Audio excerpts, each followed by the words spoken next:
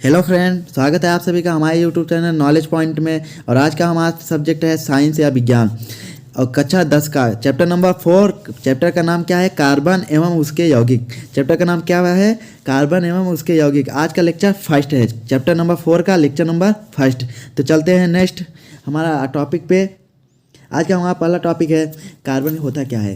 Carbon क्या है? Carbon एक अधातु है। कार्बन क्या है? कार्बन एक अधातु है जिसका परमाणु क्रमांक 6 होता है। क्या है? कार्बन एक अधातु है जिसका परमाणु क्रमांक 6 होता है। और ये कार्बन को सर्वतोमुखी तत्व भी कहते हैं। कार्बन को कौन सा तत्व कहते हैं? सर्वतोमुखी तत्व कहते हैं।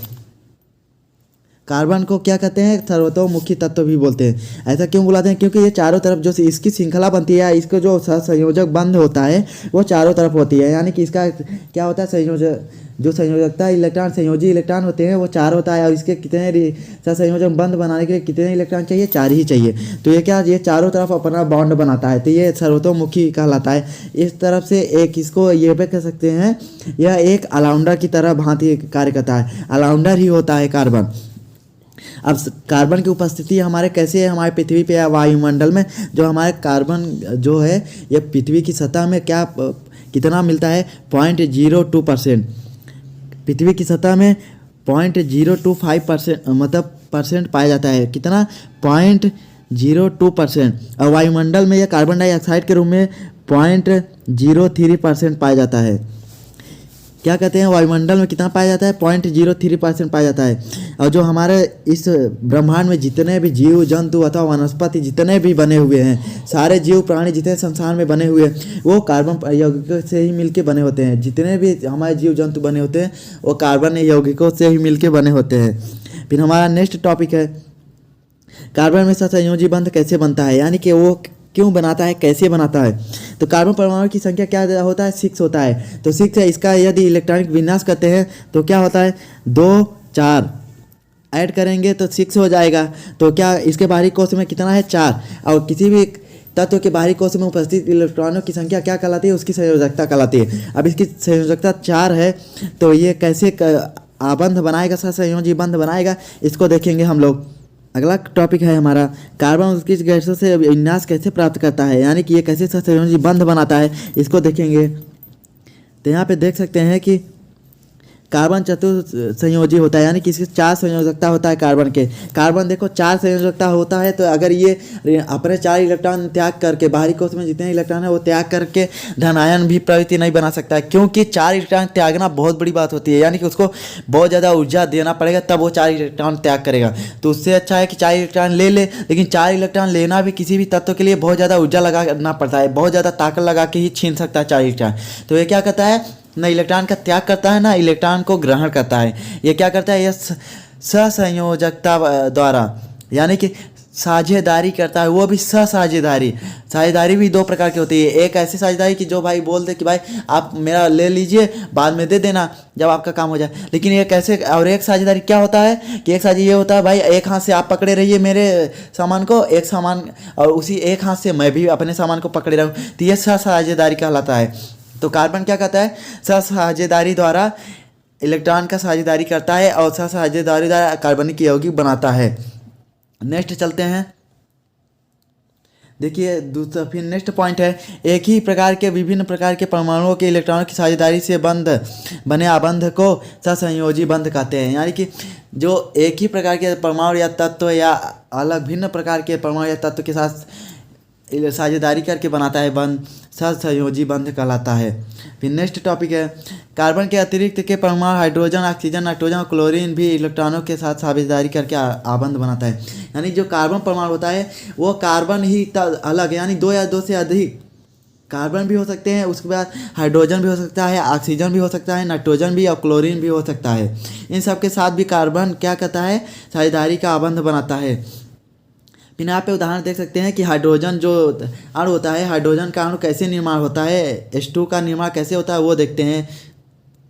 यहाँ पे देख सकते हैं कि जो यहाँ पे 1 हाइड्रोजन 2 हाइड्रोजन, इनमें क्या होता है? इनका परमाणु क्रमांक 1 होता है। अब 2 हाइड्रोजन है तो इनमें क्या होता है? बाहरी कोश में 1 ही इलेक्ट्रॉन उपस्थित होता है। तो अब इन्हें अगर स्थायित्व प्राप्त करना है तो एक इलेक्ट्रॉन और चाहिए। अब ये दोनों आपस में साझेदारी कर लेंगे एक एक इलेक्ट्रॉन का, यहाँ पे दिखाया गया है। तो क्या एक H2 यानी कि हाइड्रोजन का अणु बना लेते हैं। आगे चलते हैं, यहाँ पे ऑक्सीजन अणु कैसे बनता है वो दिखाया गया है। ऑक्सीजन सेकंड नंबर पे ऑक्सीजन अणु कैसे बनता है। अब ऑक्सीजन का परमाणु क्रमांक क्या होता है, 8 होता है। ऑक्सीजन का परमाणु क्रमांक कितना होता है, 8 होता है। अब देखिए 8 होता है, अगर इसका इलेक्ट्रॉनिक विनाश करें तो क्या होगा, ऑक्सीजन के इलेक्ट्रॉनिक विनाश करें तो क्या होगा, 2 6 होगा। अब इसके बाहरी कोश में कितने इलेक्ट्रॉन हो गए, 6।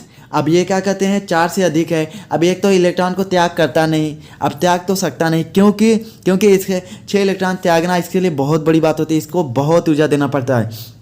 लेकिन क्या कर सकता है, या 2 इलेक्ट्रॉन किसी से ले सकता है। क्या करता है, 2 इलेक्ट्रॉन ले सकता है किसी से।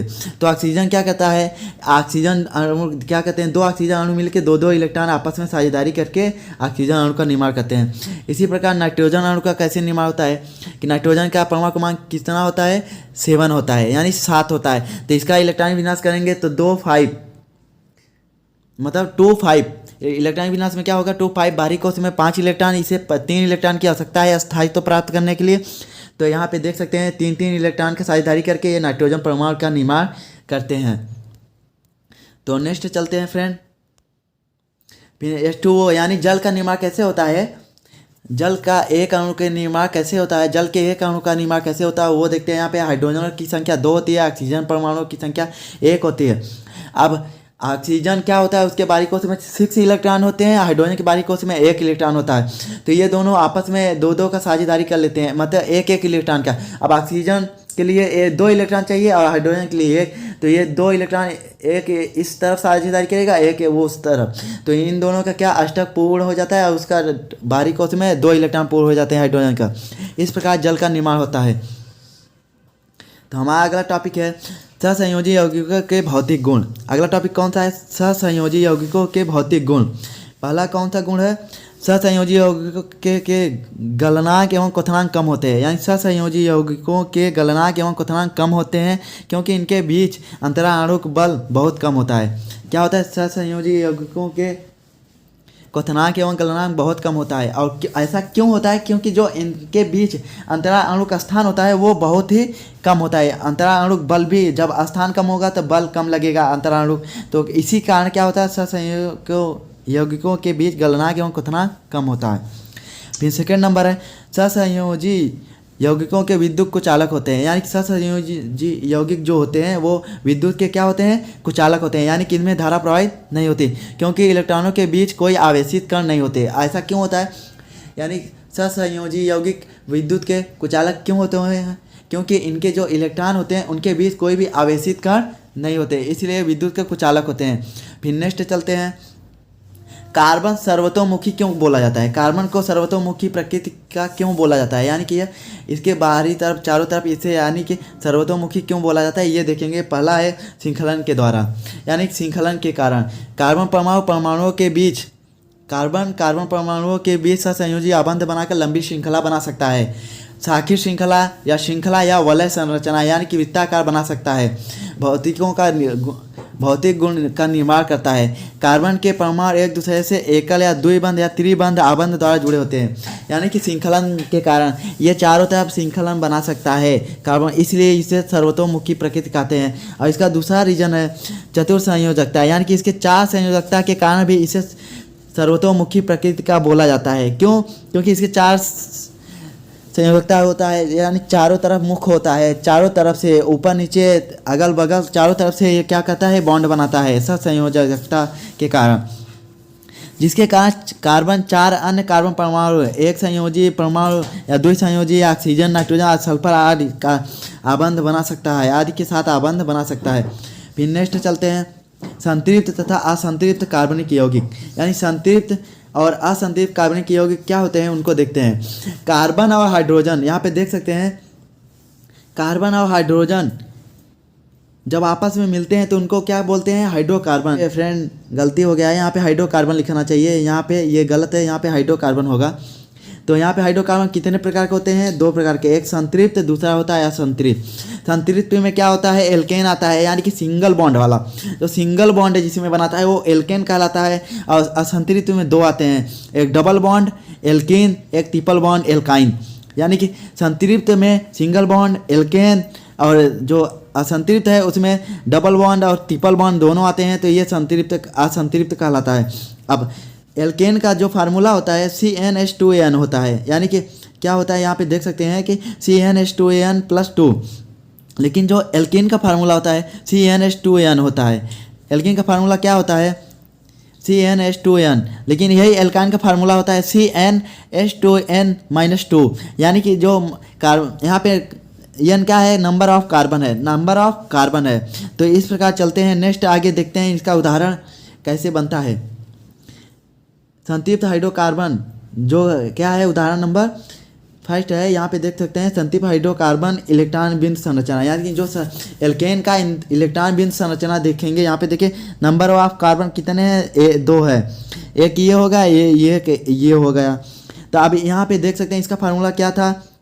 C2H2n+2, यानी कि नंबर ऑफ कार्बन कितने हैं? 2 है। तो यहाँ पे 2 का मल्टीप्लाई कर देंगे तब हाइड्रोजन की संख्या में +2 जोड़ देंगे तब हाइड्रोजन की संख्या होगी। तो यहाँ पे देखिए 2 दूनी 4 हो गया, हाइड्रोजन की संख्या 2 दूनी 4 +2 कितने हो गए? 6। तो यहाँ पे देख सकते हैं कि 6 हाइड्रोजन है कि नहीं? 1 2 3 4 5 6, यहाँ पे 6 हाइड्रोजन है। इस प्रकार ये क्या है? ये एल्केन प्रवृत्ति का है। एल्केन यानी संतृप्त हाइड्रोकार्बन है। एल्केन यानी इसे एथेन बुलाएंगे, इसे एथेन बुलाएंगे। ये एल्केन प्रवृत्ति क्या है देखते हैं आगे। इसके संतृप्त हाइड्रोकार्बन के उदाहरण, मेथेन देख सकते हैं CH4, फिर एथेन देख सकते हैं C2H6, फिर प्रोपेन देख सकते हैं C3H8, ब्यूटेन देख सकते हैं C4H10, फिर पेंटेन देख सकते हैं C5H12। इनके रासायनिक संरचना भी, संरचनात्मक सूत्र भी दिखाए गए हैं। फिर नेक्स्ट चलते हैं टॉपिक असंतृप्त हाइड्रोकार्बन की इलेक्ट्रॉन बिंदु संरचना। हमारा अगला टॉपिक क्या है? असंतृप्त हाइड्रोकार्बन इलेक्ट्रॉन बिंदु संरचना। तो इसमें क्या करेंगे? एल्कीन भी था और एल्काइन भी था। तो यहाँ पे एल्कीन का फार्मूला क्या होता है देख लेते हैं। CnH2n क्या था? H2n, ये क्या था? एल्कीन का संरचना था, संरचनात्मक सूत्र था। तो यहाँ आप देख सकते हैं नंबर ऑफ कार्बन कितने हैं? 2 है। अब इसका हाइड्रोजनों की संख्या कितनी होगी? हाइड्रोजनों की संख्या कितनी होगी? 4 होगी। अब कैसे? क्योंकि नंबर ऑफ कार्बन कितने हैं? 2 है। अब 2 में 2 का मल्टीप्लाई करेंगे तो 4 हो जाएगा। तो यहाँ पे देखिए 1 हाइड्रोजन, 2 हाइड्रोजन, 3 हाइड्रोजन, 4 हाइड्रोजन। तो यहाँ पे देखिए ये डबल बॉन्ड है। अब डबल बॉन्ड होने की वजह से, ये डबल बॉन्ड होने की वजह से हम लोग इससे क्या असंतृप्त हाइड्रोकार्बन पढ़ेंगे। और असंतृप्त हाइड्रोकार्बन में कौन सा? एल्कीन परिवार का, यानी एल्कीन फैमिली का एथीन है। अब नंबर ऑफ कार्बन क्या है? 2 है, तो ये एथीन पढ़ा जाएगा, एथीन। अब ये कैसे पढ़ते हैं ये आपको दिखा देंगे। ये किसका अनुलग्न होता है उसका आता है, वो आपको अगले लेक्चर में हम दिखा देंगे। फिर यहाँ पे सेकेंड नंबर है एल्काइन। सेकेंड नंबर कौन सा है? एल्काइन, यानी कि इसका फार्मूला क्या होता है? CnH2n-2। कौन सा फार्मूला होता है? CnH2n-2, यानी कि 2 का मल्टीप्लाई n में और फिर उसमें -2 कर दीजिए। अब कार्बनों की संख्या क्या है? 2 है। तो यहाँ पे देख सकते हैं कि 2 का मल्टीप्लाई करेंगे तो क्या हो जाएगा? 4 हो जाएगा। फिर माइनस कहा जाता है इस फार्मूला में। इसके फार्मूला में एल्काइन फार्मूला में क्या कहा जाता है कि -2 कर दीजिए, मल्टीप्लाई करने के बाद -2 कर दीजिए। तो ये क्या हो जाएगा? 2 हाइड्रोजन हो जाएगा। तो यहाँ पे C2H2 हो जाएगा। यहाँ पे हाइड्रोजन की संख्या 1 2। तो ये अब ये कैसे जानेंगे किस परिवार का, फैमिली का? तो यहाँ पे देखिए ट्रिपल बॉन्ड लगा है, यहाँ पे ट्रिपल बॉन्ड लगा है। तो यानी कि ये समझ आएंगे कि असंतृप्त हाइड्रोकार्बन है। और कौन से परिवार का? एल्काइन परिवार का। कौन से परिवार का? एल्काइन परिवार का। तो आगे नेक्स्ट चलते हैं। अब देखिए एल्कीन परिवार के क्या है उदाहरण दिखाया गया है। Ethene C2H4, propane C3H6, butane C4H8। इनका संरचनात्मक सूत्र भी दिखाया गया है। फिर नेक्स्ट चलते हैं। एल्काइन परिवार के उदाहरण देखेंगे, एथाइन C2H2 यहाँ पे संरचनात्मक सूत्र है। फिर प्रोपाइन परिवार है, यहाँ पे C3H4, फिर ब्यूटाइन है C4H6। तो इस प्रकार हम देखते हैं कि ये एल्काइन परिवार के सभी थे। फिर नेक्स्ट चलते हैं, संरचना के आधार पर हाइड्रोकार्बन। क्या है? संरचना के आधार पर हाइड्रोकार्बन सीधी श्रृंखला वाले। देखिए यहाँ पे C5 है, यानी कि जो संरचना के आधार पर हाइड्रोकार्बनों को देखेंगे, देखिए ये श्रृंखला बनी हुई है, एक कार्बन 2 3 4 5। तो यहाँ पे देख सकते हैं। फिर प्रोपेन है ये C3H6, यहाँ पे इस वाले को क्या बोलते हैं? प्रोपेन C3H8, यानी कि ये संतृप्त हाइड्रोकार्बन है। क्यों? क्योंकि यहाँ पे देखिए सभी में सिंगल बॉन्ड है। जब सिंगल बॉन्ड है तो ये संतृप्त हाइड्रोकार्बन है। कौन सा? एल्केन परिवार का। तो यहाँ पे देख सकते हैं कि नंबर ऑफ कार्बन क्या है? 3 है। तो अब इसमें 2 का मल्टीप्लाई कर देंगे, 3 2 कितना हो जाएगा? 6 हो जाएगा। फिर वहाँ पे 2 ऐड कर देंगे तो 8 हो जाएगा। तो देखिए एक हाइड्रोजन 2 3 4 5 6 7 8। तो ये था। फिर इसी प्रकार साकेट श्रृंखला है। देखिए यहाँ पे नंबर ऑफ कार्बन 5 है, यहाँ नंबर ऑफ कार्बन 4 है। तो ये देख सकते हैं पेंटेन की संरचना यहाँ पे दिखाया गया है, नंबर ऑफ पेंटेन। फिर यहाँ पे देखिए आइसोपेंटेन, फिर यहाँ पे नियोपेंटेन। उपरोक्त तीनों उदाहरण में आणविक सूत्र समान है, लेकिन भिन्न भिन्न संरचनाओं वाले यौगिकों को संरचनात्मक अवयव कहते हैं। फिर यहाँ देखिए वलय दिखाया गया है, यानी वलय का जो कार्बन होता है, ये संतृप्त हाइड्रोकार्बन असंतृप्त दोनों क्या है? वलयाकार, यानी सर्किल में भी हो सकते हैं। यहाँ पे देखिए यहाँ हेक्सेन दिखाया गया है और यहाँ पे बेंजीन दिखाया गया है। क्या है? यहाँ पे बेंजीन दिखाया गया है, ये देख सकते हैं इस प्रकार। तो आज के इस लेक्चर में इतना ही फ्रेंड, मिलते हैं नेक्स्ट लेक्चर में। जय हिंद।